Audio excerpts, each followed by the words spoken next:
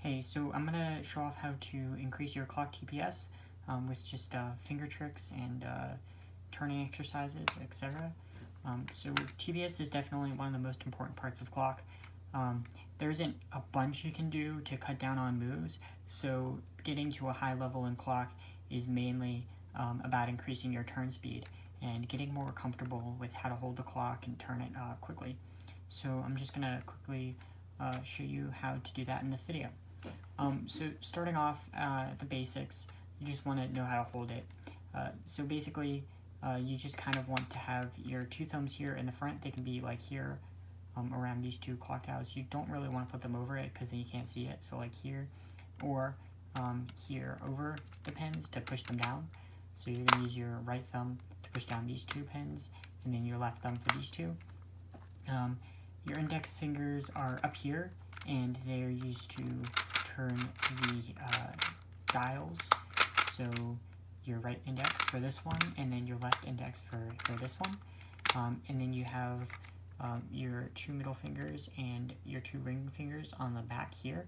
So they'll be used for pushing up the pins. So if you have all the pins down, you'll use this finger to push up this pin, and then this finger for this pin, this finger for this pin, this finger for this pin. And your pinkies are there just to support it. So yeah, this is basically how you want to hold the clock and what each finger basically does. So yeah, now we can go on to flips. So there are basically four main types of flips that you want to use in solves. And so starting off, we've got an x2. So here we can do x2 prime by like kind of pinching this side and then using your middle finger here to kind of push down. Pretty easy x2 prime. You don't want to follow like your left hand doing like with wrist stuff. You just kind of want to use your fingers on your left side, kind of like that. And this obviously can be mirrored with the left hand. I don't know how to do it, but you can mirror it. You can also do an x2. So this is more of a wrist kind of flip. So this is with just your fingers, but here you can kind of use your wrist like this to do an x2. This is a little slower than this. So I mainly recommend doing this, but this does require your finger to come all the way out here, so sometimes this might be better. Anyway, so moving on to Y2s. So here you just kind of want to like pass it from this hand to this hand, kind of like this. You can do a little bit of a toss, which is a bit faster, but you kind of lose your grip after doing that, so it isn't super practical. So yeah, kind of like, I guess, turning a page in a book. You just pass it off, and of course you can mirror this with your left hand, like that. Now on to the next ones. We've got rotating around this corner. So you can do it similarly to the x2, and actually kind of different because here you're kind of regripping, but here you don't really have to regrip. So you can do it like this or like this. So it's more of a wrist turn. So like that, or you can go the other way. And then if you mirror it with your left hand, you actually get a different flip.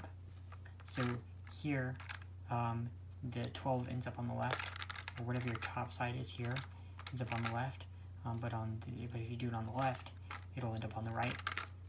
So again, there, and then you can inverse that. So those are the basic flips. Alright, so now let's talk about DR and DL moves. So these are generally the hardest when it comes to clock, and you definitely want to reduce these as much as possible, and I'm working on a video about that. But basically, there are three main ways of doing it. There's one that's generally the best, and then the other two I see people use. They're easier to get used to, however, they aren't as fast. So I'll just go over all three, just for completion's sake, but there's definitely the first one you want to focus on the most if you want to get fast. So the first one's thumb turns. So basically, you use your thumbs for pushing down the pins, but you can also bring them down here and use them for doing DR and DL moves. These thumb turns are hard to get used to, so it's definitely something that you've got to practice. So it's a lot of work, but it's definitely worth it. The next one is a lot easier, but it's a bit slower, and that's basically doing like a half rotation and using your index finger. It's a lot easier because it's just kind of like doing these moves, except you're rotating a little bit, but it isn't the best because you have to do a rotation, whereas here you don't have to do much. You just have to kind of change your grip like this, but here you have to do this entire rotation.